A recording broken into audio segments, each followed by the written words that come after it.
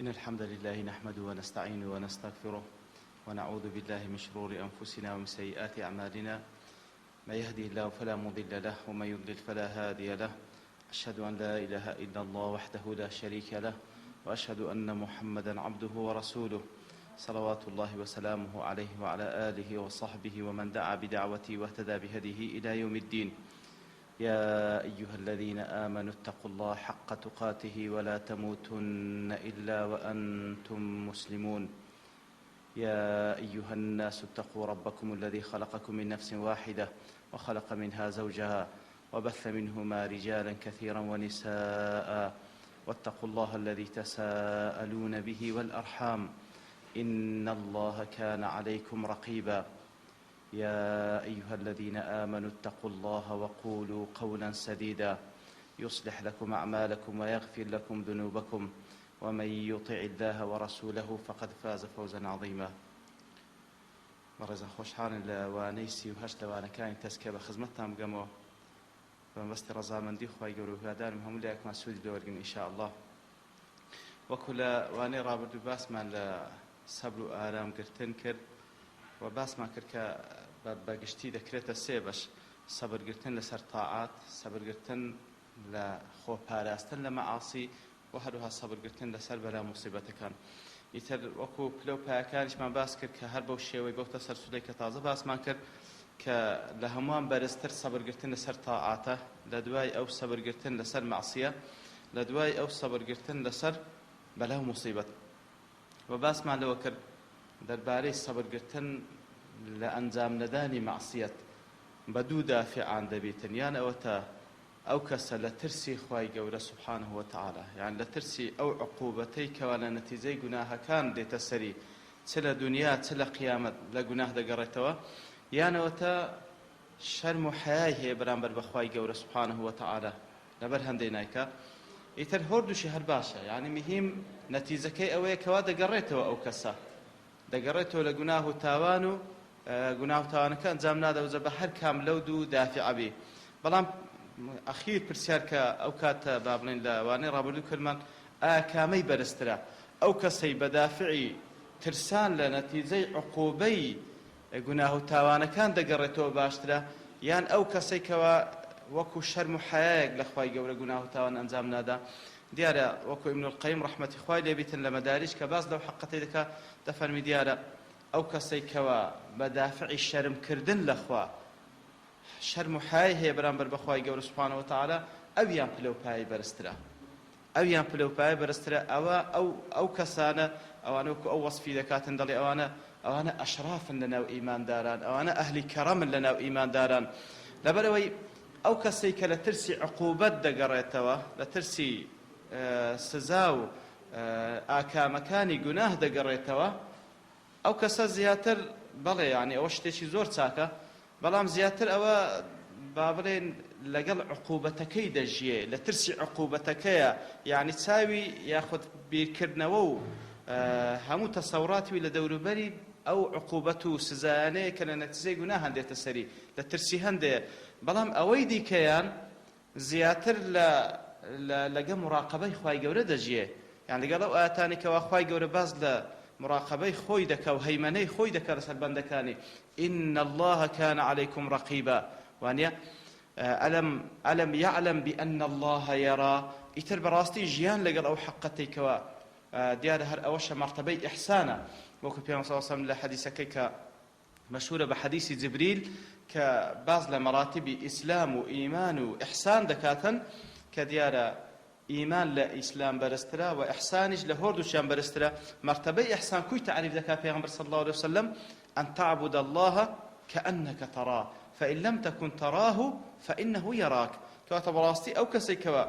لە شەرم و حەیای خوای گەورە دەگەڕێتەوە گوناه و تاوان ئەنجام نادا، ئەوە لە مەرتەبەی ئیحسانە، ئەوەیان بەرزترە لە مەرتەبەکەی دیکە.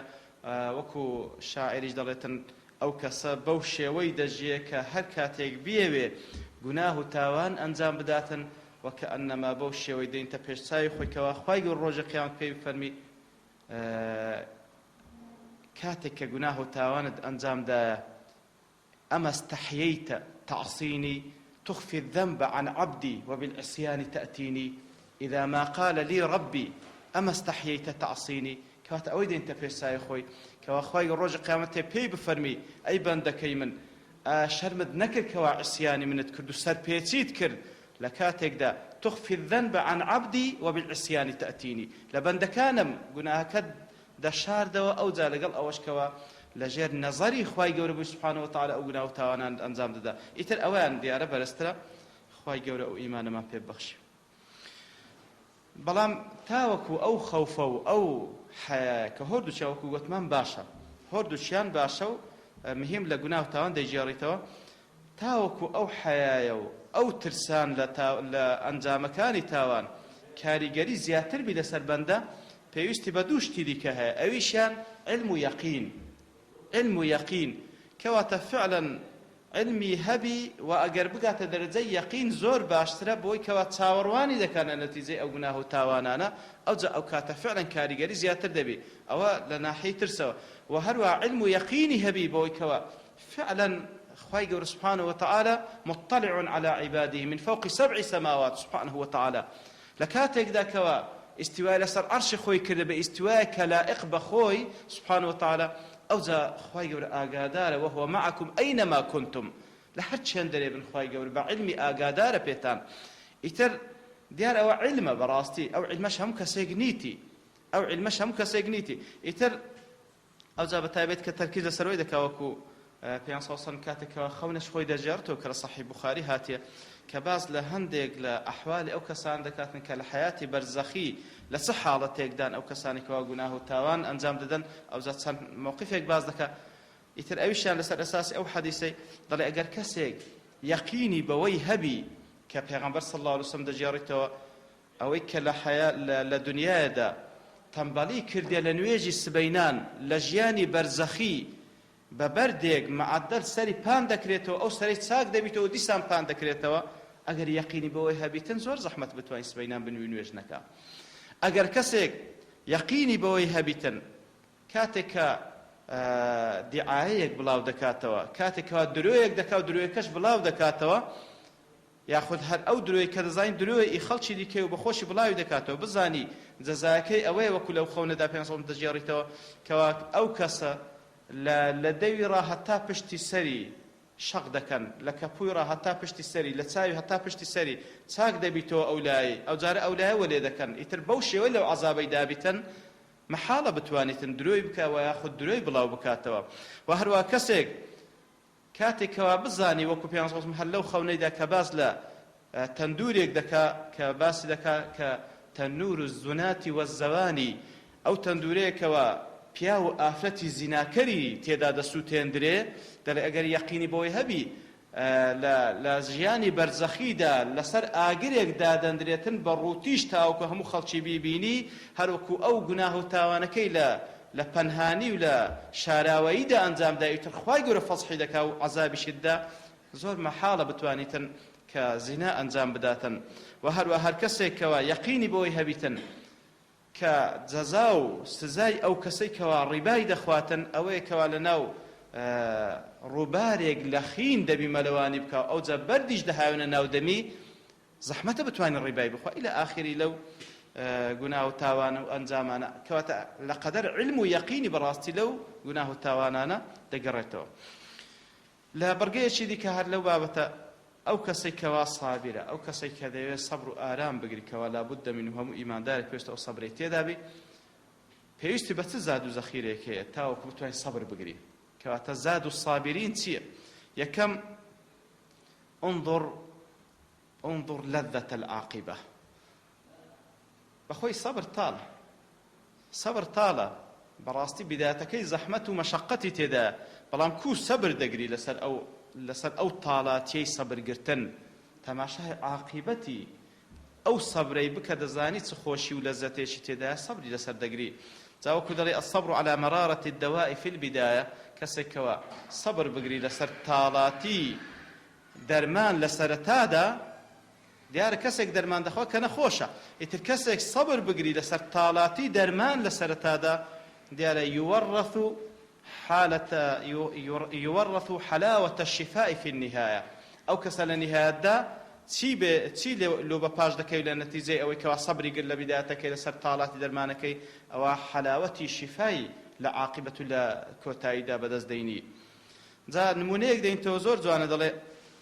حاڵەتی ئەو کەسەی کە وەکو بڵێ مدمینە لەسەر گوناه و تاوان، دەڵێ وەکو ئەو کەسەی کە انحرافێک لە شەهیەی پەیدا بووە. انحراف یعنی هەموو ئینسانێکی طەبیعی نەفسی دەڕوازیاتر لە بۆ شتی پاک، لە بۆ خواردنی پاک و هەروە بێزی لە شتی پیس دەبیتەوە. بەڵام کەسێک کەوە انحراف لە شەهیەی پەیدا بوو بی، طبعا ئەوەش جۆرێک لە نەخۆشی، انحراف لە شەهیەی پەیدا بوو بی، قەت طەبیعەت لە بۆ شتی پاک نەڕوە، بە پێچەوانەوە دائما دڵی لە بۆ شتی پیس بڕوە. ئەوە عیلاجی چییە؟ پێویستە سەبر بگری لەسەر نەخواردنی شتی پیس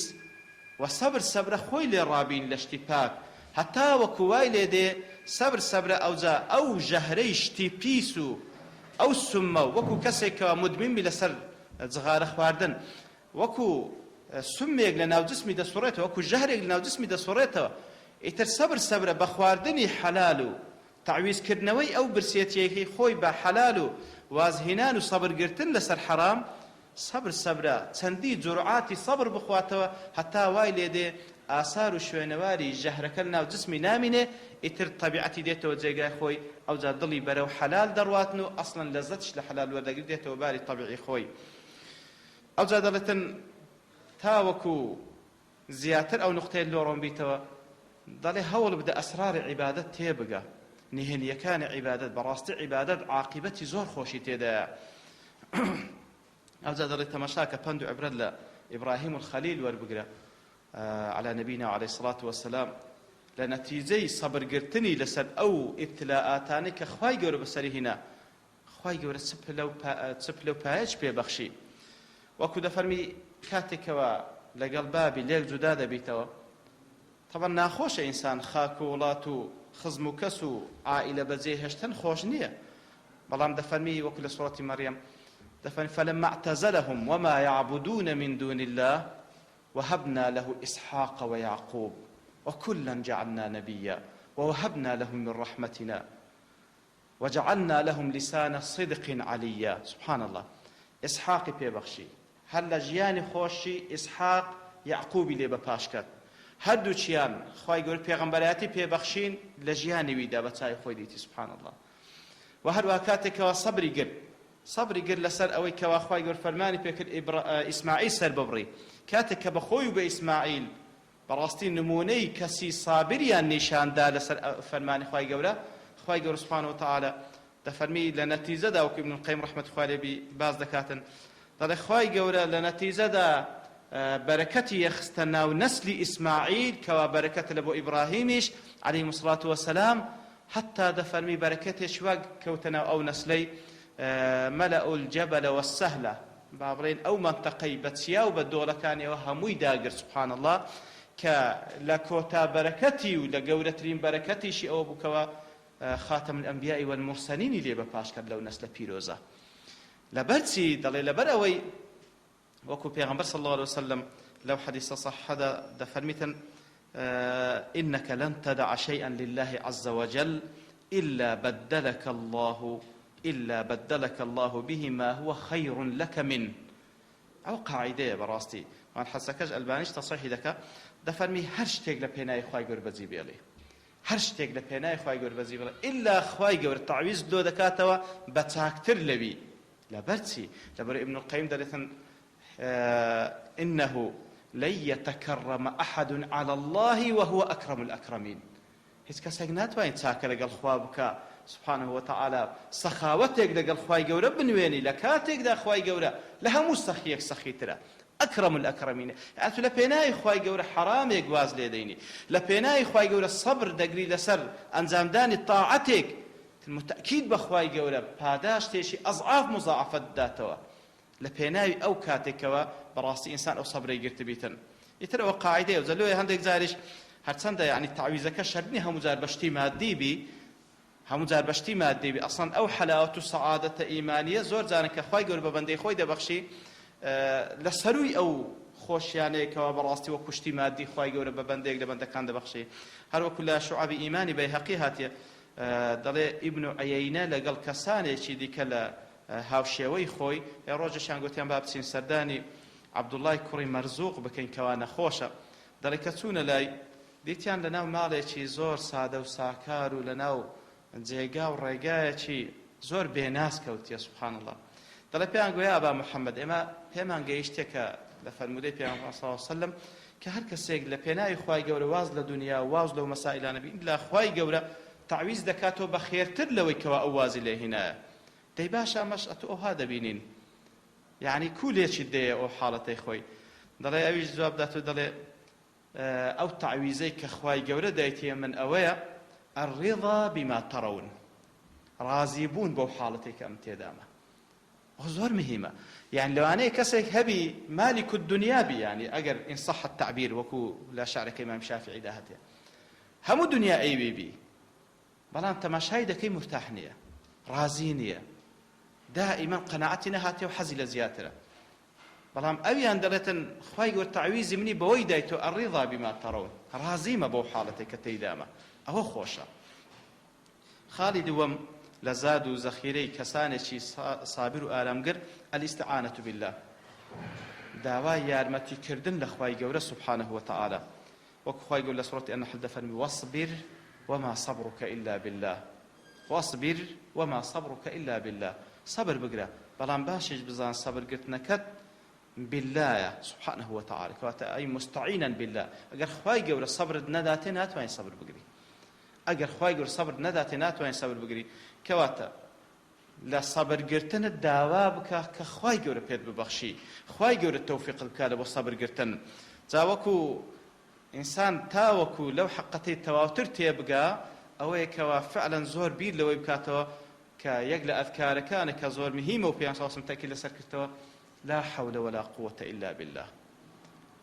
وەکو پێیان ساسم دەفەرمێ هەر کەسێک بڵێ لا حول ولا قوة إلا بالله غُرِسَت له نخلة في الجنة آخر مهمة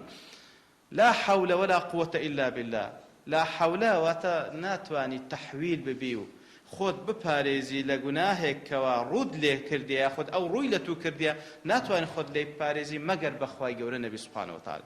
ولا قوة هیچ هێز و توانایەکیش نییە کەوا بتوانی خێرێک و تاعەتێک و عیبادەتێک ئەنجام بدەیت إلا بالله ئەو زۆر مهمە تەبەڕاکردن لە حەول و قووەتی خۆت خۆدانە پەنای خوای گەورە سوبحانه وتعالى لێ حتا تەماشا دەکەی کە خوای گەورە باس لە پێغەمبەر دەکات صلی الله عليه وسلم وەکو لە سوڕەتی الإسراء دەفەرمێ ولولا أن ثبتناك لقد كدت تركن إليهم شيئا قليلا سبحان الله ئەگەر ئێمە ثەباتمان پێ نەبەخشی یا رسول الله خەریک بوو مەیلێک بەرەو لای ئەوان دەکەی طبعا دیارە لەولا وەکو زانایان کە باس دەکەن لە نەحو حرف امتناع الامتناع کەواتە نەبوەشتووە پێ ئەسڵ هەر مەیلی نەکردێ بەڵام ئەسڵان لەبەرچی مەیلی نەکردێ تەوفیقی خوای گەورەیە ولولا أن ثبتناك خوای گەورە تەثبیتی کردیە سبحانه وتعالى لێ پێغەمبەر صلی الله عليه وسلم وەکو لە سنەنی ئەبی داود حوذەیفە دەجێڕێتەوە خوای لێ ڕازی بی دەفەرمی كان إذا حزبه أمر يعني أي نزل به أمر مهم أو أصابه غم كبيان صلى الله عليه وسلم ئیشێکی ناخۆش و زەحمەتی بهات با پێشی یا خەمێکی گەورەی هەبوایە چی دەکرد پێیان صلی الله عليه وسلم كان إذا حزبه أمر صلى یەکسەر دەچوو پەنای دەبرد لەبەر خوای گەورە و نوێژی دەکرد کەواتە بەڕاستی پەیوەندی دەکرد بە ئەو سەرچاوەی کەوا هەموو هێز و توانە لای ئەوە کە خوای گەورەیە سوبحانه وتعالى لا خالصيم يعتبر بصبر غيرك لغير الله كواتا خالصيم لزاد زخيري كانوا پند و ئامۆژگاری وەرگرە لە سەبرگرتنی غەیری خۆت کاتێک کە لە بۆ غەیری خوا سەبر دەگری سوبحان الله کاتێکەوە سەبر دەگری لە بۆ دنیا لە پێنا و پلە و پایەکی کەمی دنیا پند و ئامۆژگاری لەوی وەربگرە لەبەرەوەی بەڕاستی هیوا و ئاوا تو زۆر بەرزترە لەوی ئیتر خوای گەورە سبحانه وتعالى لسورة النساء دفن ولا تهنوا في ابتغاء القوم إن تكونوا تألمون فإنهم يألمون كما تألمون وترجون من الله ما لا يرجون خوای گەورە بە ئیمانداران دەفەرمی ولا تهنوا واتە خۆتان بە ضعیف و لاواز نیشان مەدەن لە ڕوبەڕووبوونەوە لەگەڵ دوژمنانی ئەو دینەی ئەگەر ئەنگۆ لەبەر ئەوەی خۆتان بە زەعیف و لاواز نیشاندەن و ئامادەنینە ڕوبەڕووبوونەوە بکەن لە ئێش و ئازار دەترسێن ئێدەی ئەوانیش تووشی ئێش و ئازار دێن بەڵام فەرقەکە لە بینی ئینگۆ و لە بینی ئەوان چێ وەتەرجونە من الله ما لا يرجون ئەو ئێش و ئازارە ئینگۆ بە بەلاش ناسی لای خوای گەورە بەڵام ئیوان لە بۆ شەیتانی بەرەو جەهەنەمیشە کەواتە بەڕاستی پند و ئامۆژگاری وەرگرتن لە بەرامبەرەکەت زۆر زۆر مهمە لۆیە وەکو دەڵێ وا عەجەبا من خاطب دنيا يتعب وطالب آخرة ينام بەڕاستی جێگەر سەرسوڕمانە کەسێکەوە خاطبی دنیا یعنی لە دوو دنیایە سبحان الله کۆڵ نادا و خۆی ماندی دەکا بەڵام کەسێک تاالبی ئاخرەتەکەەوە مقارنە ناکرێ بە دنیا ئەوجا لەی پاڵدایتەوە نووسیە و بە هیچ شێوەی خۆی و ئامادە ناکە بەڕاستی جێگەر سەرسوڕمانە ئیتر یەک لەو نمونانێکەوە لە تاریخی ئیسلام ئیمامی ئەحمەد ڕەحمەتی خوای لێبی کوڕەکەی دەجێڕێتەوە عەبدوڵڵای کوڕی هەروەکو لە مەناقیبی ئیمام ئەحمەد هاتی ئەبولفەرەجی جەوزی دەجێڕێتەوە لەمان دەڵێ عەبدوڵڵا دەڵێ زۆر جارە جۆم لە بابم دەبوو دوعای لە بۆ کەسێک دەکرد کەوا دەیگۆ رحم الله أبا الهيثم غفر الله لأبي هيثم رحمتي خوای لێبی خوا لێی خۆش بدە ئەمجێ باش ئەو ئەبوو هەیثەمە چییە کە تو دوعای لۆ دەکەی دەڵێ گوتی ئەو هەبوو هەیثەمە دیارە مەشهورە بە ئەبوو الهەیثەم الحەداد دەڵێ کەسێک بوو ڕۆژێک لە ڕۆژان کە ئەمن لە سجن بووم کاتێک کە بینە ئەمنیان دەبن لە بۆ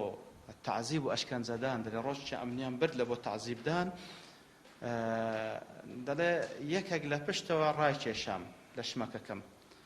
دەڵێ ئەمنیش ئاورم لێی داوە ئەتو چێی دەڵێ گوتی ئەنا ئەبوو الهەیثەم العەیار ئەمن ئەبوو هەیثەم العەیار عەیار بە معنای چ دێ ئەی النەشیط في المەعاصی کەسێکی زۆر گوناحبارم اللص التەڕار ئەوە بەخۆی وەسف خۆی دەکا کەسێکی دزم التەڕاڕی جواتە هەموو دزیە دەکەم لە زەمنی دزیەکان ئەوەیە کەوە بەرچی خەڵکیش دەدزم يعني آخر درجة أو ذا لقال أوش ضل بي قوتم مكتوب في ديوان أمير المؤمنين إن أني ضربت 18,000 صوت بالتفاريق بي دلتن ضل أقادار بمن هتاكو استا 18,000 قامتيم ليدرا لمجموع يوي كلام درا هم حساب كربو سبحان الله 18,000 قامتيم ليدرا نسراشا أو ذا ضل وصبرت في ذلك على طاعة الشيطان لأجل الدنيا ئەو جا ئەم لەسەر ئەو هەموو 18,000 سەبرم گرتیە جۆرایلی شەیتان دەکەم و لە پێناوی دنیاش سەبرم گرتیە ئەو جا دەڵێ نەسحەتی کردم فاصبر أنت في طاعة الرحمن لأجل الدين دەی ئەتوش یا ئیمام ئەم لە پێناوی دنیا و تاعەتەن لە بۆ شەیتان سەبرم گرت دەی ئەتوش لە پێناوی خوا و لە پێناوی ئاخرەت سەبر بگرە سبحان الله ئیتر دیار تأثیر لە ئیمام ئەحمەد کردە دەی لۆی لە پاشی ئەوەی پاشان دەری هەر دوعا خێری لۆ دەکرد سبحان الله ئەوجا هەتا لەو کەسەی دەجێڕنەوە عینی لە ئەبوو الهەیثەمی دەڵێ متەوەکل پێی دەگۆ باشە تو کو سەبر دەگری لەسەر ئەو هەموو عەزابێک کەوا دێتە سەرت دەڵێ دەیگۆ بینن جۆرکەکەم بینن پڕی دوو پشککەن ئەوجا بە زۆریش دەستم لە ناو بنێن دەستم لە ناو دەنێم دەستیشم لە ناو دەنێم ئەوجا لەگەڵ ئەوەش وئینەه لەیؤلیمنی ما یؤلیمک کە ئەمن هاوار ناکەم واتە مەگەی وەڵڵا من ئێشم ناگاتی وەڵڵاهی ئەوەی کە دەگاتە تو دەگاتە منیش یعنی کو دەست تو لە ناو بنێت چی ئێشەکەت پێ دەگا ئەمنیش وام لێ دێ و هەروەها کاتێکەوە قامچیم لێ دەدرێ هەر وەکو لە یەکەم قامچی کە هەست بە ئێش و ئازار دەکەم لە ئاخر قامچیش هەمان ئێش و ئازار هەست پێ دەکەم و نەبی لێ ڕاهات بم واتە جۆم لێ نەبی نا هەمووی هەست پێ دەکەم والله لەو کاتانێک کە لێم دەدەن و تازیم دەن ئەگەر بێت و پەڕۆیش لە ناو دەوم بنێن لەو شدەت و ناخۆشەی کە ناو هەناومدایە لەوانەیە پەڕۆیەکە ئاگری تێبەربی بەڵام لەگەڵ ئەوش قسان ناکەم ئەوجا دەڵێ پێ باشە لەبەر چی وا دەکەی لەبەر چی سەبر دەگری دەڵێ دەیگۆ حب الڕئاسە زۆر حەزم لە گەورەیە سبحان الله ئیتر بەڕاستی جێگای ئەوەی کە ئینسان پند و ئامۆژگار لێوری هەروەکو ئیمام ئەحمەد لێ وەرگرت ڕەحمەتی خوای لێ لە خاڵێکی دیکە جیهاد النەفس بەڕاستی ئەو نەفسە پێویستی بە مجاهدە هەیە وكو خواي سبحانه وتعالى سورة يوسف إن النفس لأمارة بالسوء إلا ما رحم ربي براستي نفس بقشتي فرمان بخوانا كيدا كاتن كوا خرافة أنزام بداتا مقر أو نفسي كوا خواي سبحانه وتعالى بالتوفيق خوي خوانا كي والي كردبيتا كوا بتواني ظالبي بصر أو نفس دا يتبع طبيعتي خوي نفس حزي لإسراحة حزي لفالدانا ويا حزي لقناه تاوانا فيشتبه مجاهدة هي لويا خواهي قول سبحانه وتعالى دفرمي وجاهدوا في الله حق جهاده جهاد كان لبيناوي خواهي قول سبحانه وتعالى أو هنديك واشاني أو جهاد كان لبيناوي ابن مبارك رحمة خوالي لتفسير وآتي دفرميتن حق جهاده هو جهاد النفس والهوى راسي جهاد كردني هوا ونفسه وبيغمبر صلى الله عليه وسلم لمعجم كبير تبراني دهاتي حسك الصحيح دفرمي مجاهد شيء المجاهد من جاهد نفسه في الله عز وجل راستي مجاهد أو كسيك ولا بيناي خواي جورا جهاد لقى نفسي خوي بكاتن لبيناي خواي جورا جهاد لقى نفسي خوي بكاتن إتر أو كسا فعلا يعني كاتك وجهاد لقى نفسي خوي دكات جهاد كردن لقى نفسي شيء آسان نية بزمان خوشة بەڵام وەرە بە گوناه و تاوان غەلەبەت لێ بکە ئەوجا بتوانێ مجاهدەی بکە وەرە بە گوناه و تاوان باوەشت لێ بکاتەوە دنیا باوەشت لێ بکاتەوە ئەوجا بتوانێ مجاهدەی نەفس خۆت بکە بە قسە نییە بەڵام لەگەڵ ئەوەش وەکو گوتمان داوای یارمەتی لە خوای گەورە بکە سوبحانەهو وتعالە خوای گەورەش موژدەی دایە وەکو لە ئاخری سوورەتی العنکەبوتدا دەفەرمی والذين جاهدوا فينا لنهدينهم سبلنا وإن الله لمع المحسنين ئەوانەی کە لە پێناوی خوای گەورە مجاهدە دەکەن لنهدينهم سبلنا ايمش هدايتيان دين بو ريغاكاني گەیشتن بە ڕەزامەندی خوای گەورە وخوای گەورەش بە معیەتی خۆی بە تەئید و بە تەوفیق خۆی لەگەڵ کەسانێکی چاکەکارە لێرەدا سوالێک دێتە پێش باشە المجاهد من جاهد نفسه وهواه وكو ياخذ من جاهد نفسه في الله عز وجل يعني همو جهاد ئەوەیە کەوا لەگەڵ نفسی خۆت بکەیت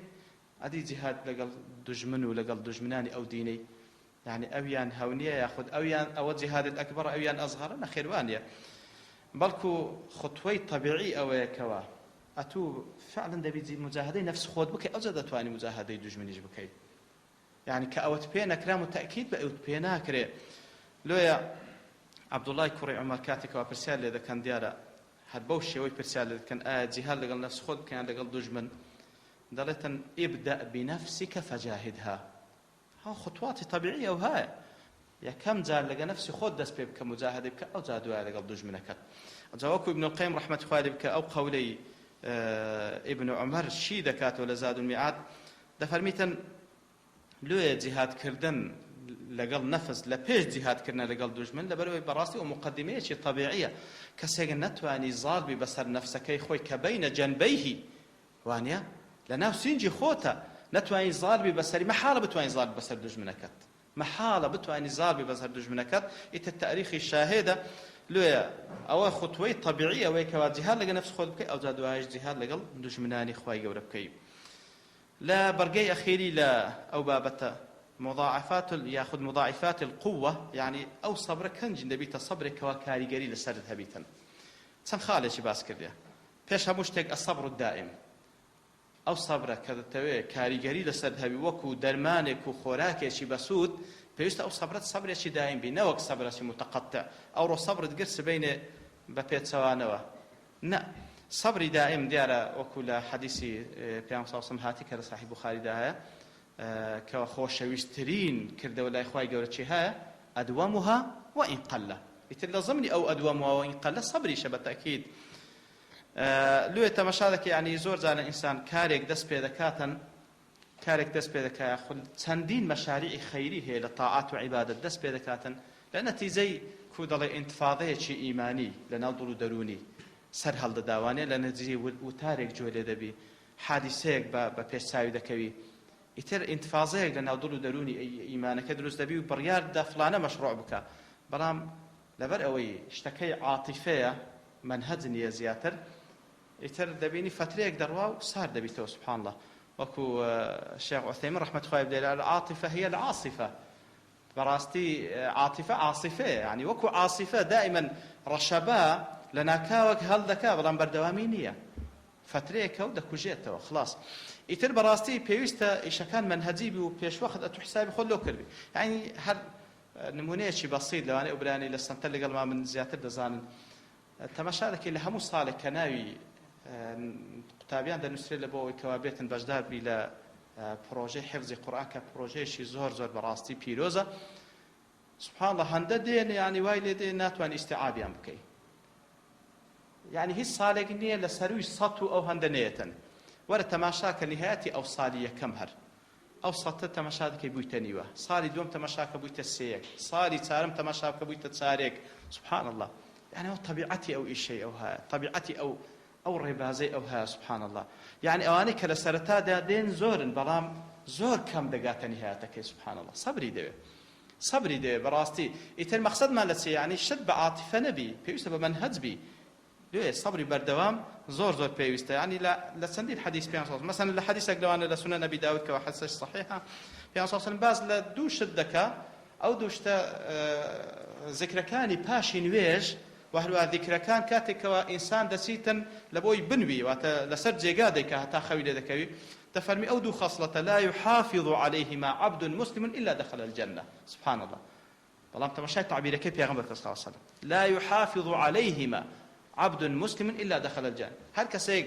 پارێزگاری لەسەر بکاوەتە بەردەوام بی لەسەری ئیتر بە بەردەوامی هەموو کار و کردەوەکان پێویستیان بە بەردەوامی هەیە بەڕاستی خاڵێکی دیکە صبر التميز والانفراد بەڕاستی سەبر بگرە بە شێوەیەکەوە هەز بکەی ئەتوو لەناو خەڵکی شازی لەناو دەوروبەرەکەت شازی یعنی بەڕاستی ئەوە هونەر لەوەیدا کە فعل لەناو خەڵکانێک بی کەس چای خۆی ناپارێزی ئەتوو هەوڵ بدە چاوت بپارێزی لەناو خەڵکانێک بی کەس خۆی ناپارێزی لە ڕەشوە لە دائیرەیەکدا ئەتوو خۆت بپارێزە بەڕاستی متمەیز بە جیاواز بە لەگەڵ ئەوان وانە جیاواز بە لە کاری چاک فعلا دەور و موقفت هەبی وانە لەبەرەوەی بەڕاستی ئیمان لەو مواقفانە دەور دەبینتن لێە وەکو لەو حەدیثێکەوە لە صحیح مسلم داهاتیە معقەلی کوڕی یەسار دەجێڕتەوە کە پێیان سەڵ دەفەرمی العبادة في الهرج كهجرة إلي سبحان الله عبادة كردن لهرجدا وكو أوياكوا أو كسا هجرة كردبي ولاي من هاتبي يعني كو صحابة كانوا واني كوا مكان بجيد هج التحاقا ببيغمبر كساس لمدينة زور مهمة وانيا دفن هركسا عبادة كالهرج وكو أوياكوا هجرة كردبي ولاي من هرج سيا زانان بو شوي ليش الدنو دفن لو كاتاني كوا تێکەڵ و پێکەڵ دەبی وەزە خەڵکی زۆربەی ڕوو لە خراپەیە خەڵکی زۆربەی خەریکی دنیان زۆر کەم هەیە ئاگای لە دین مابیتن ئیتر لەو وەزعیدا کەسێکەوە بتوانیتن فعلا پارێزگاری لەسەر دینەکەی بکاتن عیبادەت بکە وەک پێیان سەڵ دەفەرمیتن ئەوە وەکوی هیجرەت لەلای پێغەمبەر کردی صلی الله عليه وسلم و بەتایبەتیش ئەوجا تەماشا دەکەی مەسەلەن گەنج لەو کاتانێکەوە ئەو هەموو فەسادیە هەیە ئەوجا بتوانی خۆڕاگر بی بەرامبەر بەو لێشاوی فەسادی بەڕاستی زۆر مهمە لێیە کاتێک کە لە عومەری کوڕی خەتاب دەپرسن خوای لە ڕازی بی دەربارەی کەسانێک کە ئەو کەسانە زۆر حەزیان لە مەعسیەتە زۆریان لێ دەکا مەعسیەت واتە زۆر ئیشتیهای ئەو مەعسیەتە دەکەن وەکو گەنجێک زۆر ئیشتیهای زینا دەکا و لە کاتێکیشدا کەوە باوەشیان لێ کردیتەوە لە بۆ زینا بەڵام نایکا لە پێناوی خوای گەورە كو لقلميان ياخذ كو وصفيان ذكي دفن فأجاب بقول القرآن أولئك قوم امتحن الله قلوبهم للتقوى لهم مغفرة وأجر عظيم براستي أنا كسانكن وكو خواي يقول سورة الحجرات دا باز ذكاتن أنا كسانكن امتحن الله قلوبهم للتقوى وأنا كسانكن لتاقي كرنوي خواي يقول الدرس وين لايقي أون كخواي يقول شرفيان بيبخشي كوا دلكانيان مهيئة لبو داناني تقوى لناويدا كوا خواي يقول لناويدا ابنه الصبر على ما تم اعتياده صبر قرتن لخارج كصبر قرتن لسر أوي كوا بويت عادتك لي براستي جناه هموي هر بيوستي بالصبر هي برام كسي كوا مبتلى بجناه شيء معين جناه شيء معين يعني تعودي لسر كرديا ولو حالتي براستي وازلي هناني الزحمة ترى لوي كوا كسي جارك فلانة جناهي كرديا برام أويان بردوام رسر جناها تعودي لسر كرديا كو كسيش زغار خور كسك جارك زغاري خواري وجناحش كرديا بردوام زغاري دخوا تعودي لسر كرديا مدمنة هو براستي صبر قرتن لسر أو جناهانك تعودي لسر كرديا براستي أو صبرك أو صبرك كاري جرو أزول باداش تيجي زور مهم هي زلير دلوانة يبلين صبر قرتن لسر أوش تاني كتعود لسر كردي زور زحمته ابن القيم رحمة الله عليه زۆر جوان باز کە دەڵێ لەوانەیە ئەو کەسێک کەوە لەسەر گوناه و تاوانێک تعودی کردبی زۆر بە مەشەقەت بتوانی خۆی لێ دەربینی بەڵام دەڵێ باباش بزانی مەشەقەتەکەی تەنها لە بیدایەتە سبحان الله مەشەقەتەکەی تەنها لە بیدایەتی واز لێ هێنانەکەیتی دەڵێ ئەویش لەبەر چییە ليمتحن سبحان الله ئەو مەشەقەتەشێکەوە زۆر بە زەحمەتە لە بیدایەتەکە تاواز لێ دەینی دەڵێ وەش ئیمتحانێکە لەلایەن خوای گەورە ليمتحن أصادق هو في تركها أم كاذب بزان داخوا خواي قرص معتا تعقيد كاتو رازقوه لبو خوا دي واز لبيني يام درو دكاتن كواتا أو زاد فرميتن ديارة أو كسما شقت دبينيتن من تركها لغير الله ئەگەر لە بۆ غەیری خوا وازی لە گوناه بینیتن بەڕاستی ئەو مەشەقەتەی بەردەوامە بەڵام ئەگەر لە پێناوی خوابی بەس لە یەکەم لەحزەدا لە مووقفی ئەوەلیدا خوای گەورە تاقی دەکاتەوە مەشەقەتەکەی دەبینی ئەویش لە خلالی ئەو مەشەقەتەی بەدیار دەکەوێت ئەگەر لە پێناوی خوابی بەردەوام دەبی لەسەر وانە ئەگەر لە پێناوی خواش نەبی درۆی بکە ناتوانانی سەبر بگری بەردەوام بی لەسەر ئەو سەبرەی ئیتر کە لە پێناوی خواش بوو دەفەرمی هەر لە بیدایەتدا کە لە ئیمتحانەکە دەرچوو نیەتی خوا بوو خوای گەورەش یارمەتیتدا أو زار الذيات مشقتك يتسيل فإن صبر على تلك المشقة تحولت إلى لذة سبحان الله كصبري قل سر مشقة بدايتك أو صبري لباشي بين شد كذا بيت لذة يعني بيشتري وايد هذا كبدايتك بريالي داواز دفلان قناه بيني براستي مشقتها شي زور زحمة تدادين كدرت لامتحانك أو زار براستي كاتك في كل قناه كذا كاتوا حزب لذتك دكا كلبيناي خوای گەورە وازی هنا حز دكا او نفسي تواني او روحي تواني استعلاب كذا سر نفس او ذا حز دكا بپشتیوانی خوای گەورە زال بو بسر نفسكي يتل لذتك لوي دبيني براستي وديار باس لاشق الصبر دكاتن اشق الصبر وكم ابن القيم دليتن حسب او قوه الداعي الى الفعل وسهولته على العبد يعني دوشت هي واد لذكا كصبر قتن لسر شتيك زور مشقت تدابين ايش او كم قوه الداعي الى الفعل يعني او قوتك وهان الدال ابو انزام داني او جناهي زور بقوه بي وسهولته على العبد زور باسانج بتواني انزام دي زور باسان بتواني انزام دي يعني كسك كهيز د صلاه نبي فكر لوي بكات والله من فلانه كسينا كجم صبري لسر دقرم او هيز هنري تدان اصلا ناتواني بيكوجي بەڵام کەسێکی دەسەڵاتدار کە سەبر دەگری لەسەرەوەی دەشتوانی زوڵم بکانایکە بەڕاستی ئەوە هونەری تێدایە کەسێکەوە گەنجێکە دەتوانی سەبر لەسەر شەهوەتی بگری لە کاتێکدا کەەوە وەکو گوتمان فەسادی باوەشی لێ کردیتەوە ئەوە هونەری تێدا کەسێکی اختیار کە دافعی شەهوەتی هەر تێدا نەمایە هیچ هونەری تێدا نییە ئەگەر چی هەر ئەزر پاداشتێکی هەیە بەڕاستی کاتێکەوە سەبر دەگری لەسەر شەهوەتی حرام کەواتە بەڕاستی ئەوەش خاڵێکی گرنگە وهروها أخير خارج الصبر على ما بعد الصبر صبر قرتن لدواي أو كوا صبر تقول لسر هرشتك لبينا إخوائي قول سبحانه وتعالى كواتا كاتي كوا إخوائي قول توفيق كدي لسر صبر قرتن لسر طاعتك إخوائي قول توفيق كدي صبر تقول لسر أنزام نداني معصيتك أو ذا لباش أو صبر معجب ما ببا صبرك يا إخوات بزان أو بتوفيق إخوائي قول سبحانه وتعالى بزانه بتوفيق خوای گەورە ئەگەر معجب بووی بۆی کەوا بە فەخر و شانازی و فلانە ڕۆژ فلانە ئافرەت تەعەڕوزی کردم نەچووم زینای بکەم بە فەخرەوە بجێڕیەوە کەواتەوە تۆ ڕاستی ئیشەکەت تێکدا سەبرت لەسەر عاقبەتەکەی نەگرت بەڵام کە سەبرت گرت لە پێناوی خوای گەورە لە یەکەم خوتوە لە پاشانیش سەبرت گرت لەسەر باس نەکردنی ئەجر و پاداشتی سەبر و ئیخلاست پێدەدرێتەوە لە خوای گەورە داواکارین لو كسان بين كوا صابر بين خواي جور الصبر ما بيبخشي وهرها بإخلاص وش لا صبر لهمو كارو كردو كان خواي جور لما قبولك سبحان ربك رب العزة عما يصفون وسلام على المرسلين